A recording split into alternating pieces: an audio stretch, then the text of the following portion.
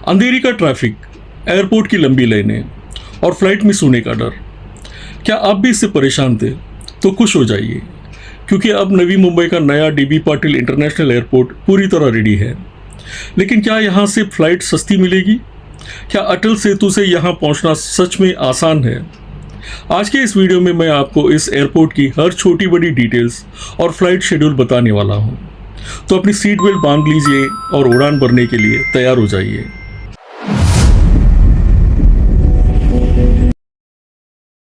नमस्कार दोस्तों, मैं हूं शेखर।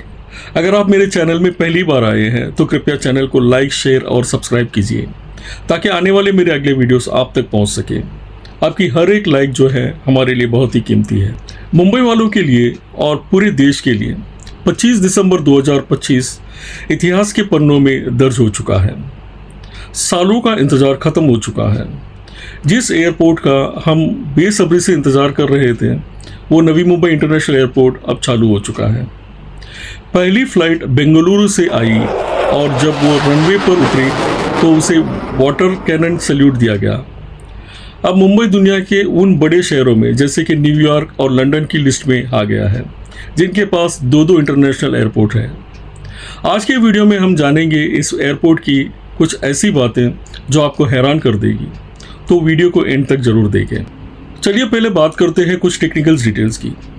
इस एयरपोर्ट को अदानी ग्रुप ने बनाया है और इसका नाम रखा गया है लोकनेता dB Patil Navi Mumbai international airport. इस एयरपोर्ट के खर्चे के बारे में अगर हम बात करें तो इसे बनाने में करीब 19,650 करोड़ रुपए का इन्वेस्टमेंट हुआ है। इसकी अगर हम एक एरिया की बात करें तो ये 1,160 हेक्टेयर में फैला हुआ है। सोचिए कितना विशाल है। अब इसकी टोटल कैपेसिटी की बात करें तो सिर्फ फेस 1 अब तक शुरू हुआ है, जो साल के 2 करोड़ पैसेंजर्स को जो है हैंडल करेगा। लेकिन जब इसके पाँचों फेस पूरे हो जाएंगे, यानी कि 2032 तक, तो इसकी क्षमता जो है 9 करोड़ पैसेंजर को हैंडल करने की हो जाएगी।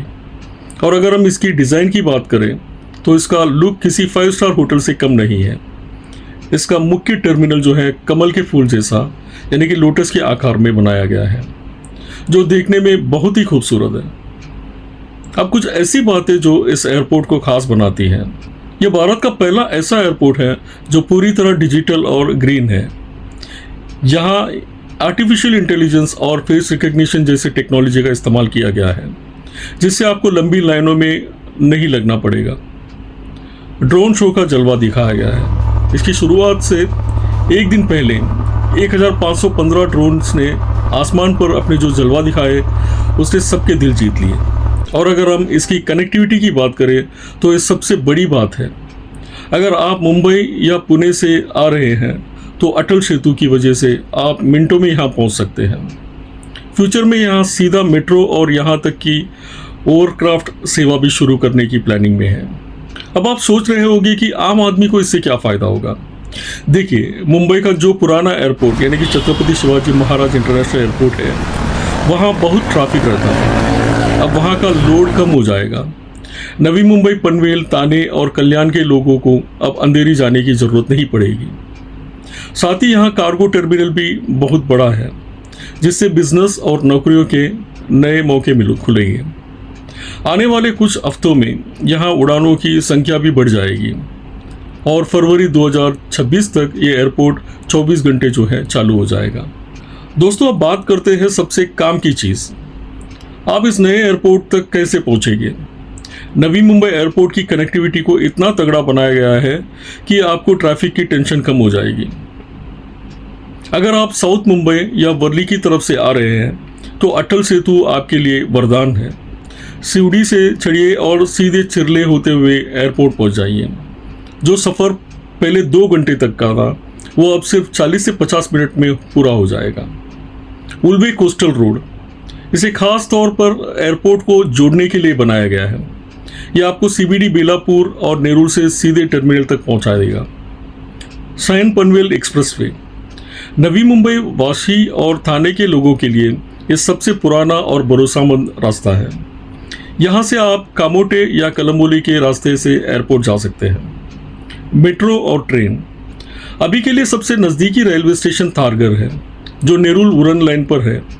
फ्यूचर में मेट्रो लाइन 8 जब सीधा मुंबई एयरपोर्ट और नवी मुंबई एयरपोर्ट को जोड़ देगी। वाटर टैक्सी, जी हाँ, जल्द ही आप बेलापुर या गेटवे ऑफ इंडिया से वाटर टैक्सी लेकर भी एयरपोर्ट के करीब पहुंच सकते हैं। अब बात करते हैं कि आप यहाँ से कहाँ कहाँ की उड़ान भर सकते हैं। शुरुआत में डोमेस्टिक उड़ानों पर फोकस किया गया है। इंडिगो एयरलाइंस, इंडिगो यहाँ की सबसे बड़ी ऑपरेटर है। बेंगलुरु, दिल्ली और हैदराबाद के लिए रोजाना सुबह और शाम की फ्लाइट जो है शुरू हो चुकी है।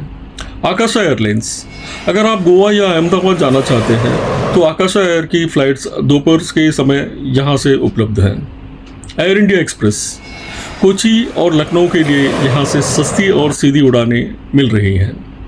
इंटरनेशनल फ़्लाइट्स के बारे में अगर हम बात करें, फ़िलहाल इंटरनेशनल उड़ानें जो है अभी शुरू नहीं हुई हैं। उम्मीद है कि 2026 के मिडिल में लंदन, दुबई और सिंगापुर जैसे जगहों के लिए भी यहाँ से प्लेन उड़ने लगेंगे। अभी एयरपोर्ट सुबह 8 बजे से रात के 8 बजे तक ये फंक्शनल है, इसलिए अपनी फ़्लाइट बुक करने से पहले समय का खास ध्यान रखें। फरवरी 2026 से ये 24 घंटे जो है चालू हो जाएगा। दोस्तों, इस वीडियो में दी गई जानकारी न्यूज़ रिपोर्ट्स और पब्लिक डोमेन्स में अवेलेबल डेटाबेस पर है। एयरपोर्ट के फ़्लाइट्स शेड्यूल्स और सर्विस समय समय पर बदल सकते हैं, इसलिए ट्रैवल करने से पहले ऑफिशियल एयरलाइन या एयरपोर्ट की वेबसाइट। तो दोस्तों, ये थी नवी मुंबई के नए एयरपोर्ट की पूरी कहानी। क्या आप भी यहाँ से पहली उड़ान भरने के लिए एक्साइटेड हैं? कमेंट्स में ज़रूर बताइए। और अगर आपको ये जानकारी अच्छी लगी हो तो वीडियो को लाइक करें और अपने उन दोस्तों के साथ शेयर करें जो अक्सर फ़्लाइट मिस कर देते हैं। चैनल को सब्सक्राइब करना मत भूलना। मिलते हैं अगले वीडियो में। धन्यवाद।